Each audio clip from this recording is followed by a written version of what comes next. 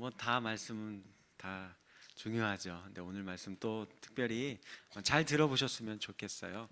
그동안 쭉 이어왔던 말씀을 오늘 우리 여러분들도 한 번쯤 들어보았던 이 실로암 사건을 통해 예수님이 실제로 보여주는 거예요. 그동안 가르쳤던 내용들이 이게 어떻게 되는 건지를 보여주는 아주 중요한 말씀 본문입니다.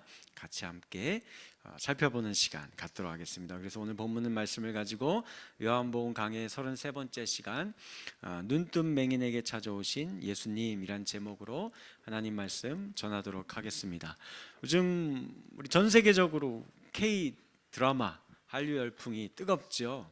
근데 이제 그 드라마의 요즘 트렌드를 보니까 주로 뭐 환생, 회귀물, 그래서 뭐 이생망인데 다음 생은 또 뭔가를 이렇게 짠하니 좋게 태어나고 뭐 이런 거 많은 것 같아요. 옛날에 저도 봤어요. 도깨비 그런 거 아니면 재벌집 막내 아들, 선제 없고 튀어 뭐 이런 거 아세요? 한번 왜 안다는 눈빛들이 많이 계시네요. 주로. 예. 자, 그래서 이게 주로 스토리가 어떻게 되죠?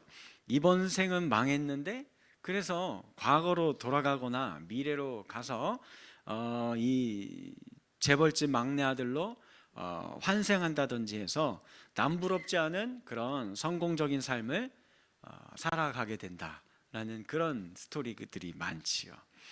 이런 드라마들이 계속 제작되고 또 히트치고 있는 이유가 뭘까요? 좋아하니까, 사람들이 좋아하는 거예요. 잘 많이 보니까요. 왜 그러면 사람들이 이런 드라마를 좋아할까요? 흔히 말하는 현생이 망했다는 거죠. 내가 지금 살고 있는 지금 내 삶은, 그래서 그걸 이제 줄여서 젊은 친구들이 이생망이라고 해요. 그래서 이제 망해서 아유 이거 짜증나고 싫고, 그래서 그런 이제 드라마들을 보면서 대리만족 이런 거 하는 거예요. 뭔가 지금 세상이 불합리하다라고 생각하는 겁니다. 나는 남들보다 열심히 살았는데 왜 잘 안 되고 가난하고 실패하고 이러는 걸까? 나 죄 안 짓고 착하게 살았는데 왜 자꾸 나한테 안 좋은 일들이 자꾸 벌어지는 걸까? 이 가만 보면 저 교회도 안 다니고 맨날 술 먹고 담배 피고 막 죄 짓고 다니고 불법과 편법 저지르면서 악하게 살아가는 사람들 보면 그 사람들은 오히려 더 잘 되고 더 성공하고 막 그러는 거예요. 그런 거 보면은 야, 이거 도대체 이거 하나님 없는 거 아니야? 하나님이 살아계시면 어떻게 이럴 수 있나? 흔히 이 세상은 하나님이 있으면 정의 이렇게 이 세상을 치리하셔서 권선징악, 그죠? 아니면 인과응보 이런 게 실현돼야지만이 되는 거 아니겠습니까? 착하게 살았는데 망하게 되었고, 오히려 악하게 사는 사람들이 더 잘 되고 성공하는 현실이기에 사람들이 이런 거 이제 환타지를 갖는 거예요. 전생, 윤회, 뭐 회귀 이런 거 생각하는 겁니다. 자, 어떤 사람이 한 용한 도사에게 가서 물었답니다. 도사님, 제가 요즘에 꿈만 꾸면은 수많은 사람들이 저에게 찾아와서 엎드려 절하고 제 앞에 진수성찬 음식상이 탁 차려져 있고, 그리고 예쁜 여자가 아름다운 알록달록한 옷을 입고서는 막 춤을 춥니다. 아마도 제 전생이 나라님, 임금님이었나 봅니다. 맞습니까? 하고 물었어요. 그러자 도사가 말합니다. 아니요, 당신은 전생에 돼지머리였습니다.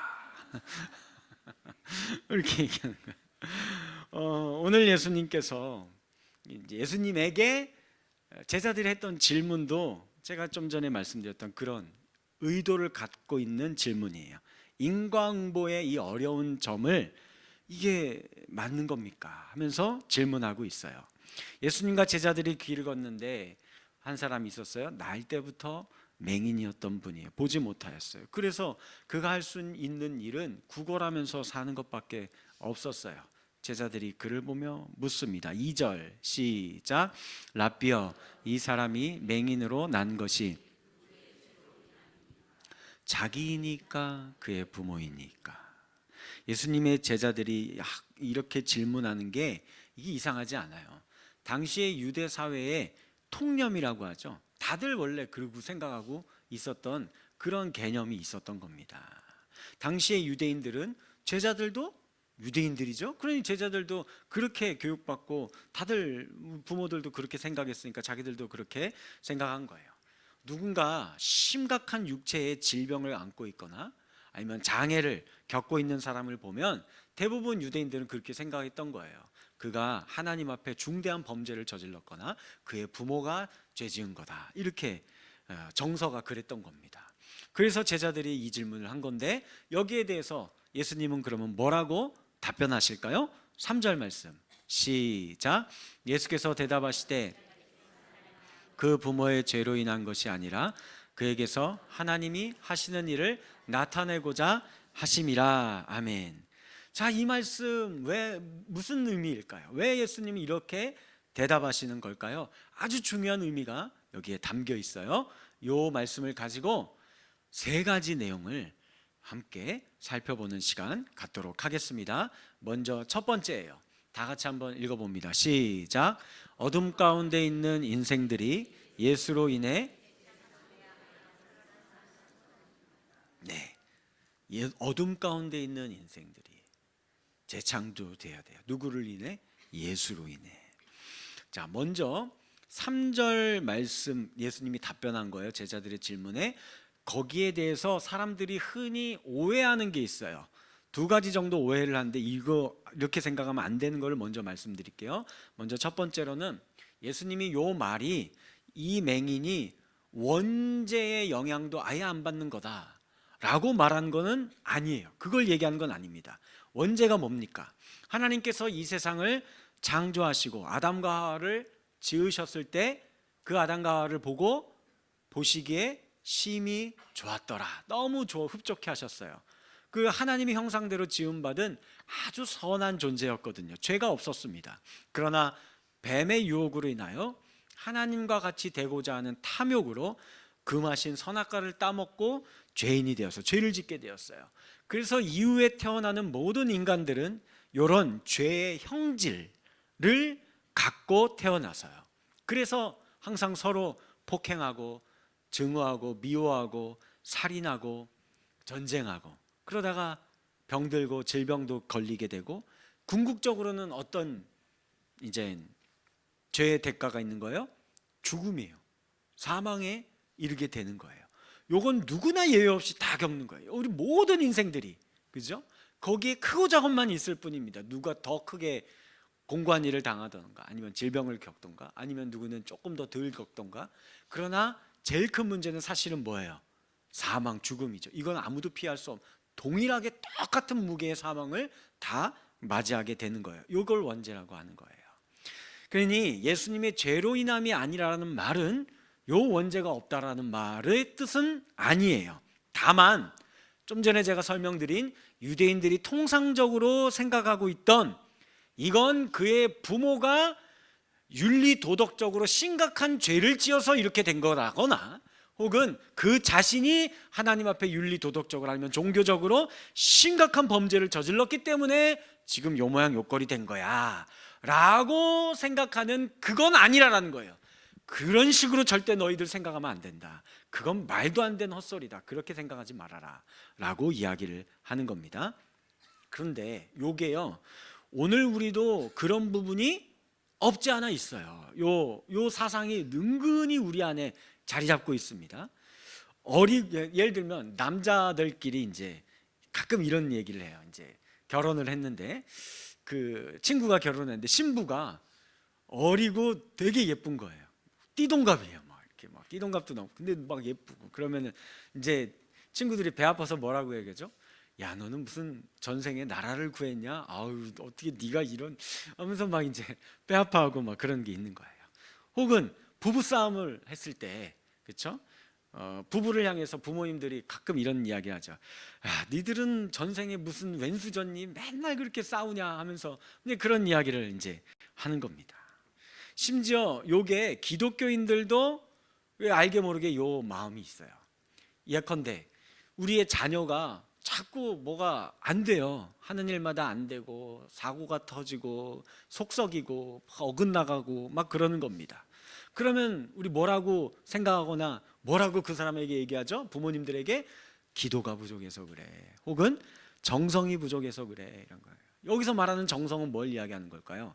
교회에 더 헌신하고 직분받고 봉사하고 담임 목사한테 충성하고 그랬어야 되는데 그거 안 해서 그런 거야 하고 뭐 이런 거 이제 생각하고 이야기하는 거예요. 이거 맞아요? 아니에요. 절대 그렇게 생각하면 안 되는 거예요. 예수님은 이런 의도의 제자들의 질문에 너네 그렇게 생각하지 말라라고 답변하신 겁니다. 또 하나의 오해가 있어요. 그건 뭘까요? 예수님이 해주셨던 답변 중에 하나님의 하시는 일을 나타내려 하심이라, 요걸 가지고 또 오해를 해요.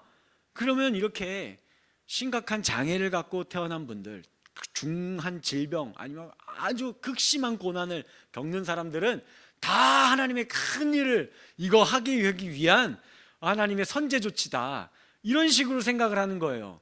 맞아요? 아닙니다. 이건 일반화의 오류예요. 그러니까 예를 들면 모든 장애인분들이 송명희 시인 같은 그런 분들이 다 되는 거 아니에요. 그렇죠? 예, 그건 아주 그분 특별한 은사를 받아가지고 그렇게 귀하게 하나님 찬양하고 영광 돌리는 삶을 사는 겁니다. 즉 장애를 갖고 태어난 사람은 다 하나님의 특별한 일을 하게 되는 거야 라고 그렇게 일반화하고 보편화시켜서는 안 된다라는 것입니다. 그러므로 하나님이 오늘 본문의 말씀에서 그 맹인을 향해 하신 말씀은 본문에 나오는 그 맹인에게만 해당되는 말씀이에요. 그래서 그 맹인에게 뭔가 한 가지 일을 행할 거고, 그 사건을 통해서 그동안 예수님이 쭉 가르쳐 온 내용들을 마치 이걸 통해서 자 봐라 이렇게 되는 거야 라고 우리에게 아주 귀중한 깨달음과 가르침을 주려고 특별히 요 맹인을 택하셔서 그 일을 행하고 계신다라는 그런 목적이 있다라는 의미인 겁니다. 이해되셨어요? 이해돼야 이제 쭉 다음으로 넘어가는 거예요. 자, 그래서 오늘 본문의 말씀은 앞에 있는 요한복음 그 중에서도 특별히 8장의 말씀의 내용을 이 가르쳤던 어려운 내용들 많았었잖아요. 그래서 우리 긴 시간 살펴봤어요. 그거를 정리해서 예수님이 요 사건으로 마치 샘플처럼 우리에게 보여주면서 이렇게 되는 거다라는 것을 보여주고 있는 겁니다. 그걸 위해서 예수님이 한 가지 일을 행하신 게 있어요. 그게 바로 6절 말씀이에요. 6절 같이 읽습니다. 시작. 이 말씀을 아멘. 그동안 예수님이 병자를 치유하신 적이 많이 있었죠. 그런데 이런 방식은 처음이에요. 이게 뭔 말이냐?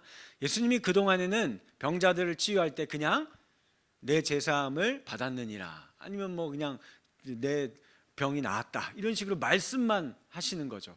혹은 그냥 손만 대시거나 이런 식으로 합니다.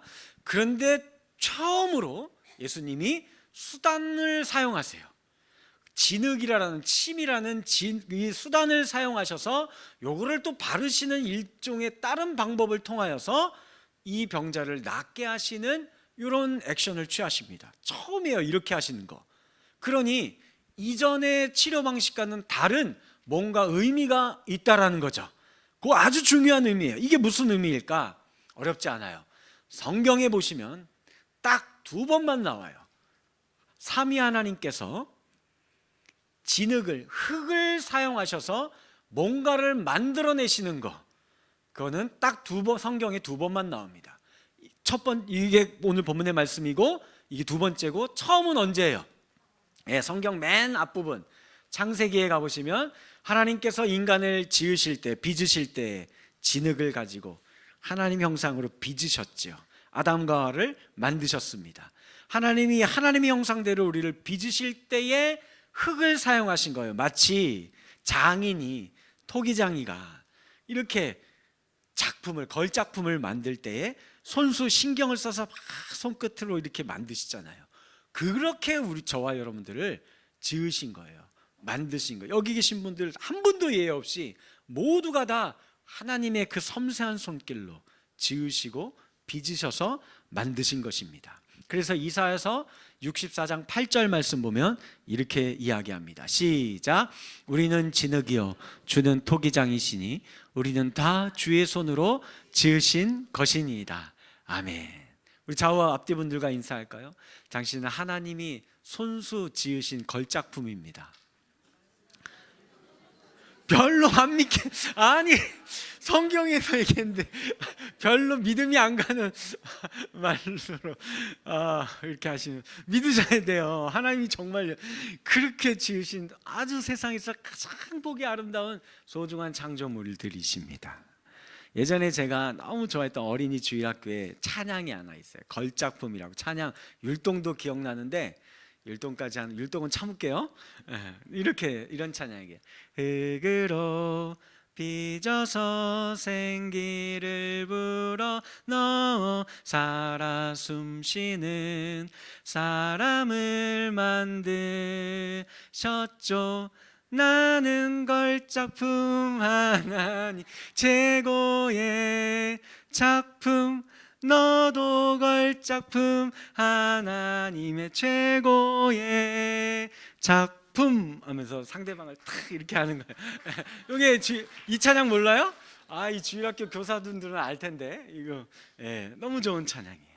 저와 여러분들이 이런 최고의 하나님의 작품임을 믿으시기를 주님의 이름으로 간절히 축복합니다.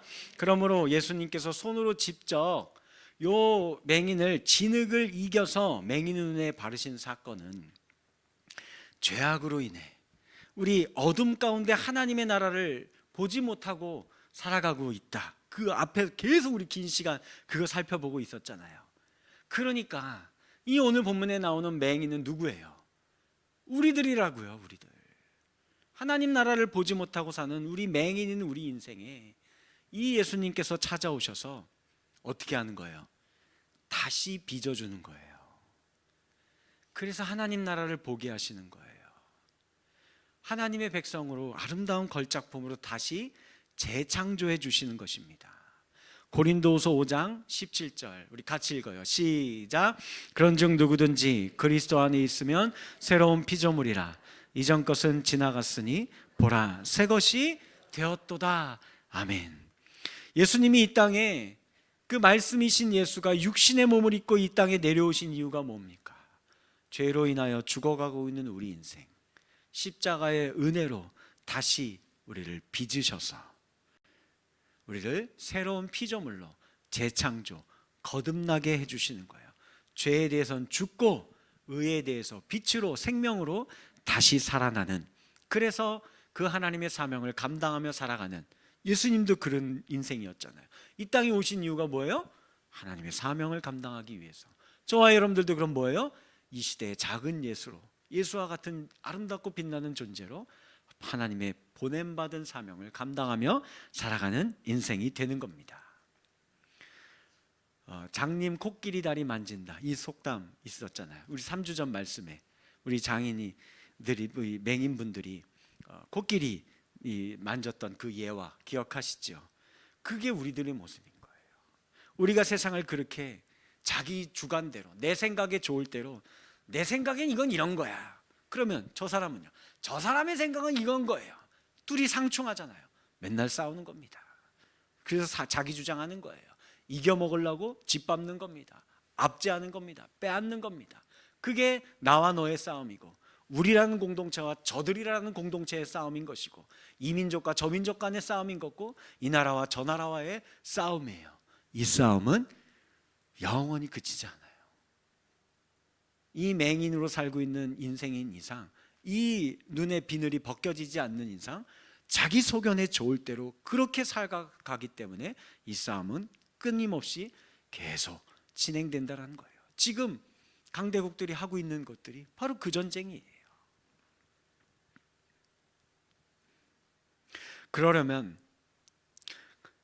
이 예수님께서 이제 우리의 눈을 뜨게 해주셔서 온 세상 이 전체를 바라보게 하시고, 또 하나님 나라가 있음을 알게 하셔서 살아가는 백성이 되게 하기 위해서 예수님이 오신 거예요. 그러려면 우리는 재창조가 되어야 합니다. 다시 태어나야 돼요. 우리의 삶을 새롭게 재창조할 수 있는 분 누구밖에 없어요? 예수 그리스도밖에 없습니다. 죄로 인해 눈이 가려져 있는 모든 인류가 앓고 있는 질병이에요. 이게 우리의 가장 심각한 질병이라는 거예요. 그래서 빛으로 오신 예수 그리스도가 우리 모든 인생들에게 필요한 것입니다.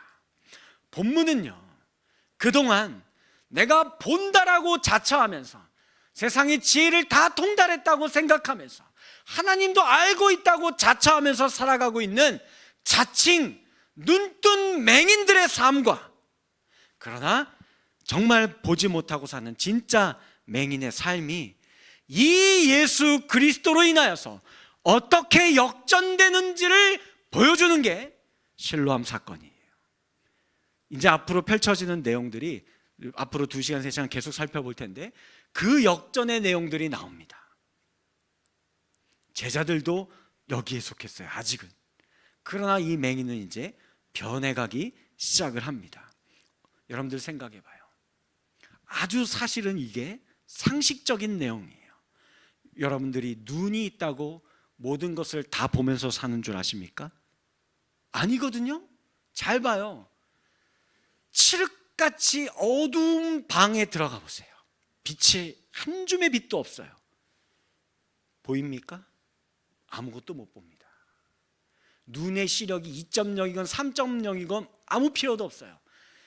조그만한 한 줄기 빛이라도 없는 칠흑같이 깜깜한 어둠 가운데 있으면 우리의 눈은 기능을 못합니다. 아무것도 못 봅니다. 눈은 빛이 있어야 비로소 그때 분별하고 보기 시작하는 겁니다. 이게 하나님이 만들어 놓으신 눈의 작동 원리예요. 그런데 우리 인생에 진짜 봐야 할 하나님 나라, 진리는 예수 그리스도를 통해서만 볼 수 있다라는 사실입니다. 우리가 어디에서 와서 어떻게 살아가고 어디로 가야 하는지, 이거는 오직 예수를 영접하고 그 예수를 통해서만 볼 수 있다라는 사실을 깨달으실 수 있는, 믿으실 수 있는 저와 여러분들 되어지기를 주님의 이름으로 간절히 축원합니다. 두 번째, 같이 한번 또 읽어볼게요. 시작. 맹인인 우리 인생을, 아멘. 이제 비로소 깨달아야 돼요. 내가 눈뜬 맹인이구나. 그래서 예수님이 오셨구나.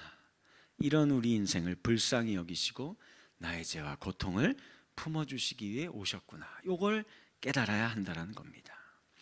오늘 읽었던 말씀 가운데 이 사람이나 그 부모의 죄로 인한 것이 아니라 라고 고하신 것이, 이게 죄 때문에 고통이 왔다라는 것을 부정하는 것은 아니에요. 그건 아닙니다.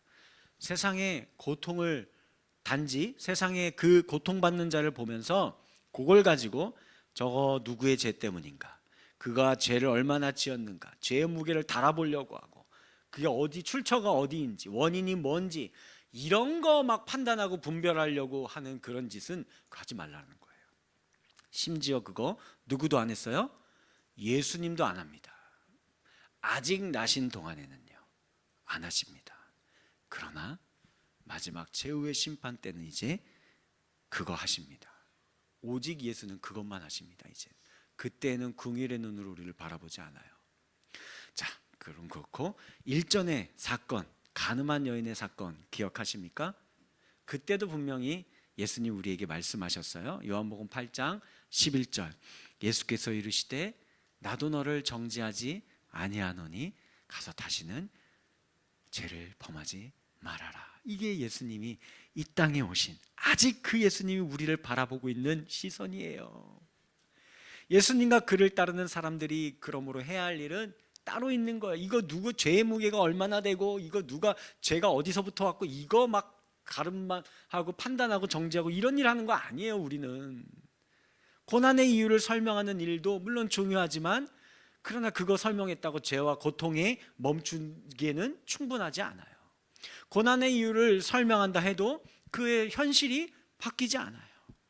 악을 벌하고 정의를 구현하고 실현한다 해도 악이 다 사라지거나 극복되거나 선이 창출되는 일, 우리 세상에서 그렇게 되는 거 봤어요?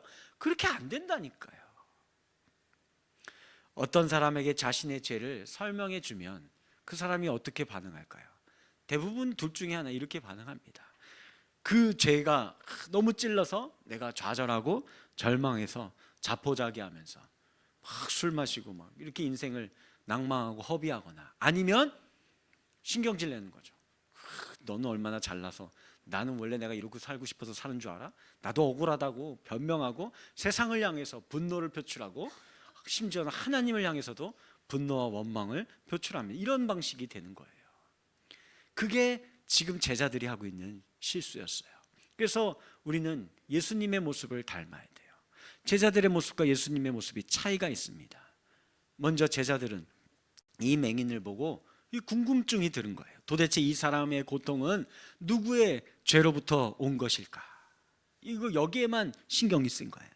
그러나 예수님은 그러지 않았어요. 이 맹인을 보시고 불쌍한 마음이 들었습니다. 맹인으로 태어나서 이 밝은 세상을 보지 못하고 이렇게 빌어먹으면서 사는 거 얼마나 불쌍합니까? 여러분들 기억하세요?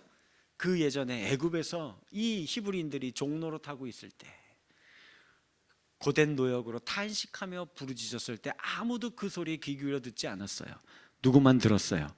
하늘의 하나님만 들으시고 그들을 구출해 내셨어요. 꺼내 건져내 주셨습니다. 마찬가지로 이 맹인이 고통 가운데에서 세상에서 버림받았을 때 아무도 그를 주목하지 않아요. 거기 그가 있는지도 아무도 몰라요. 그러나 예수님은 알아요.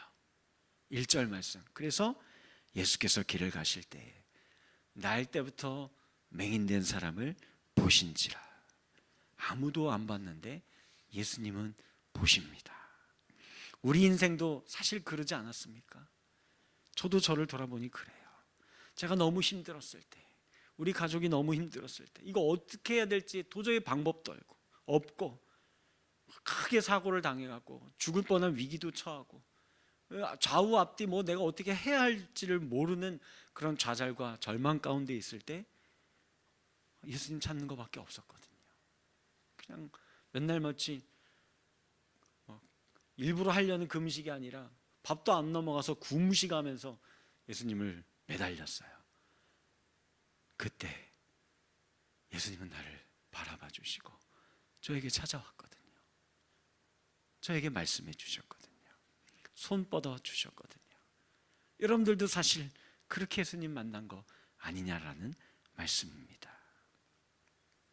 그런데 예수님 때문에 그제서야 이제 그 불쌍한 맹인을 보게 된 제자들, 어떻게 말하고 행동했을까요?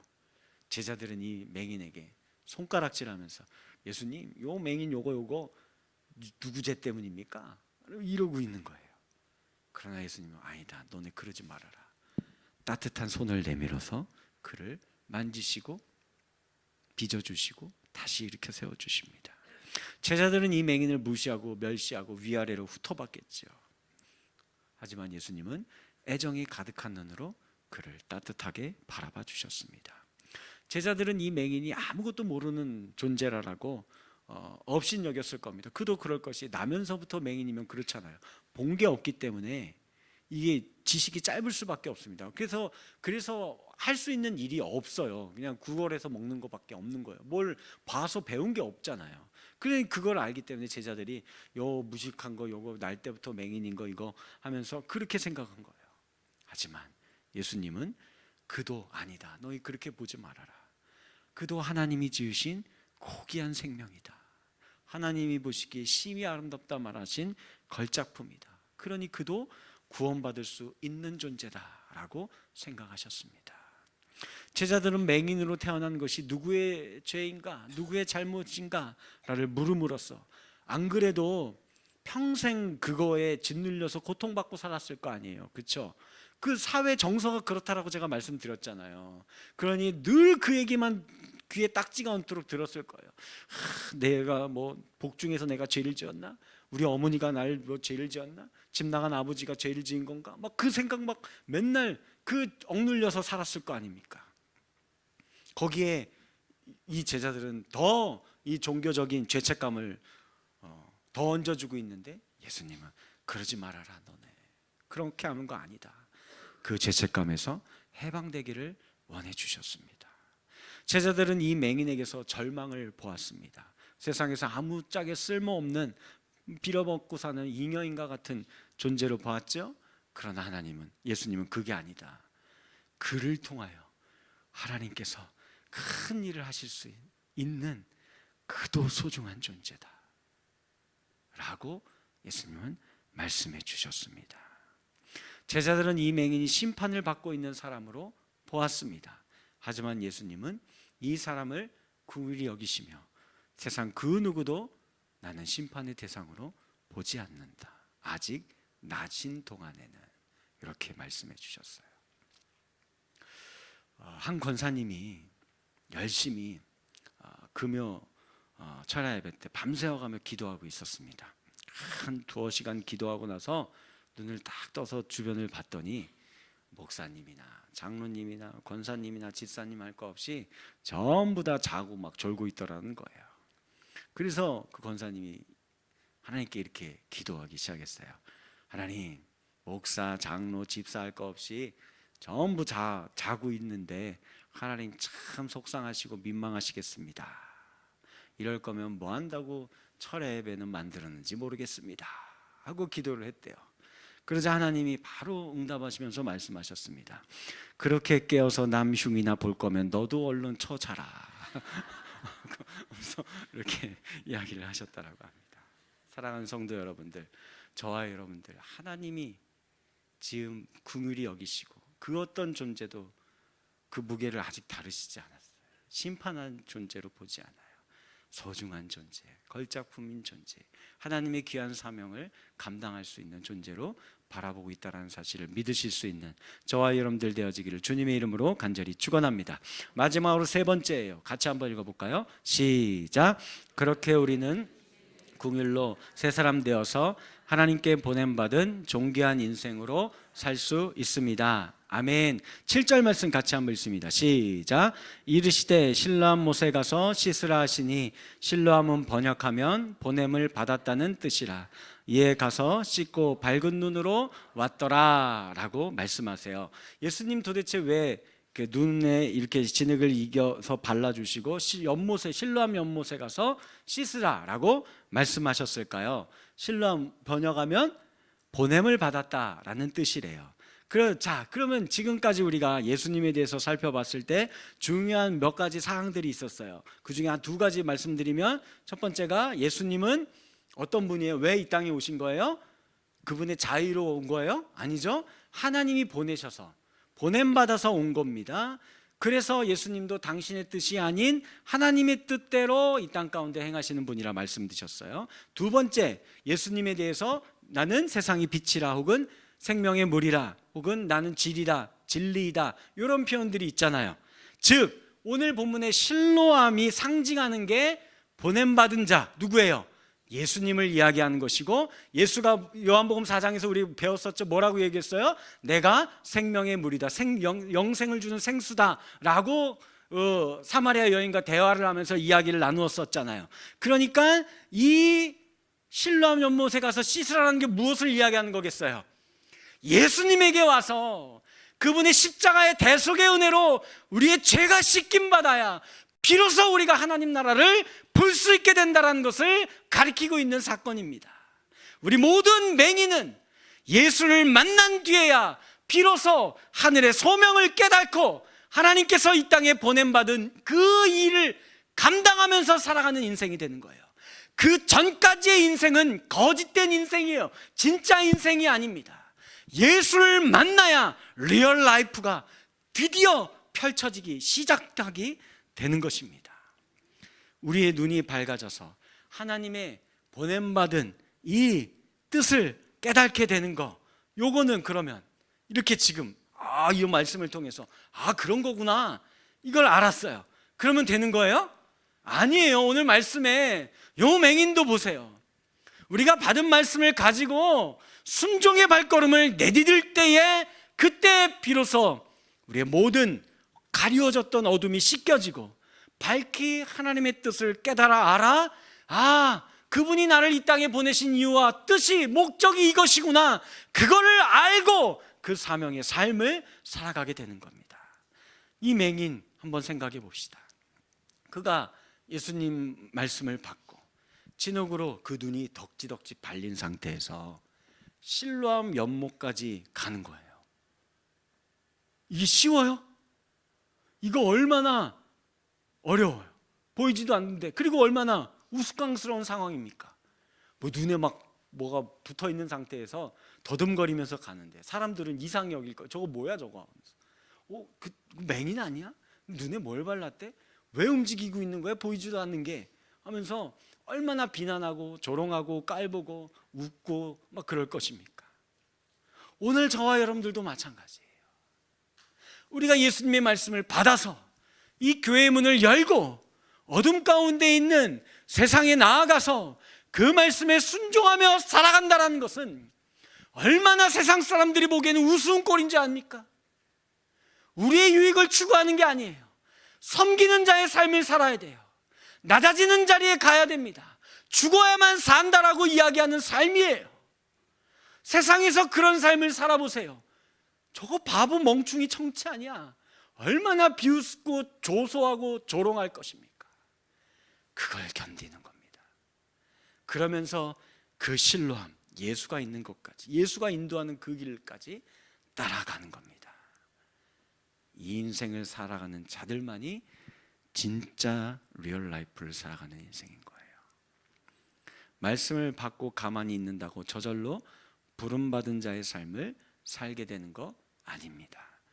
잘못된 거 그만두시고, 여러분들도 알아요. 이거 계속하면 안 된다라는 거 그만하시고, 그리고 해야 할 일들을 하나님의 말씀에 순종하며 나아가는 그때 비로소 열매가 맺혀집니다. 말씀을 맺겠습니다. 이제 이 맹인은 자신이 보게 된 것을 불신하고 비난하는 자들이 가득한 그 세상 한가운데로 들어갑니다.